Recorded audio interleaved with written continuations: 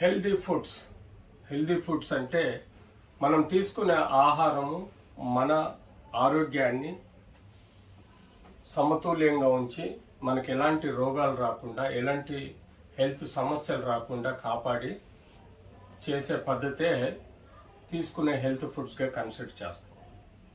So మనం తీసుకునే ఆహారంలో ఎక్కువగా ఫ్యాట్, ప్రోటీను, కార్బోహైడ్రేట్, దీనికి తోడు మినరల్స్, విటమిన్స్, ఎలక్ట్రోలైట్స్ బ్యాలెన్స్గా ఉండాలి.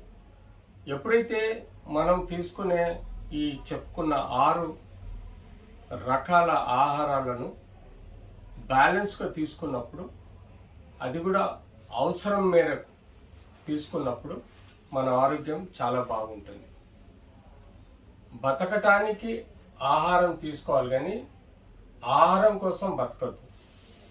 సో ఈ సూత్రాన్ని పాటించాలంటే మనకు పర్ డే ఎన్ని క్యాలరీస్ అవుట్పుట్ ఉంది అంటే ఎంత మనం ఎనర్జీని వాడుతున్నాము దాన్ని బట్టి క్యాలిక్యులేషన్లో అంతే ఆహారము మనకు తీసుకున్న ఎడల మన బాడీలో బ్యాలెన్స్డ్ డైట్ మెయింటైన్ చేసినప్పుడు ఆరోగ్యం కూడా సమతుల్యంగా ఉండి మనకు ఎలాంటి రోగాలు రాకుండా మనల్ని మనం కాపాడుకోవచ్చు. సో మనం కార్బోహైడ్రేట్ అంటే మనం తీసుకునే ఈ ఇండియన్ సినారియోలో రైస్ అన్నది కామన్ ఫుడ్, ప్రతి ఒక్కరూ వాడే రైస్ ఏదైతే ఉందో ఆ వీట్ కానీ ఆ కంపన్సేట్ చేసే ఈ రైస్, వీటికి సంబంధించిన ఎనీ బయో ప్రొడక్ట్స్ కానీ మన బాడీలో ఎక్కువగా తీసుకుంటాం.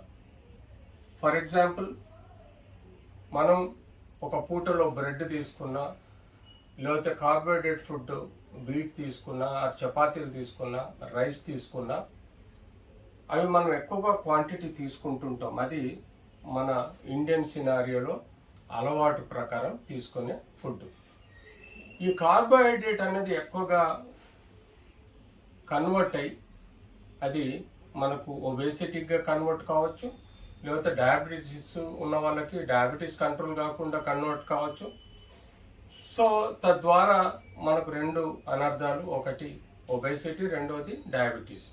వీటికి తోడు ఒబేసిటీలో వచ్చే సమస్యలు, హైపర్ టెన్షన్, డయాబెటీస్, ఇంకా ఇతరత్ర సమస్యలు కూడా మనం ఎదుర్కొంటాం.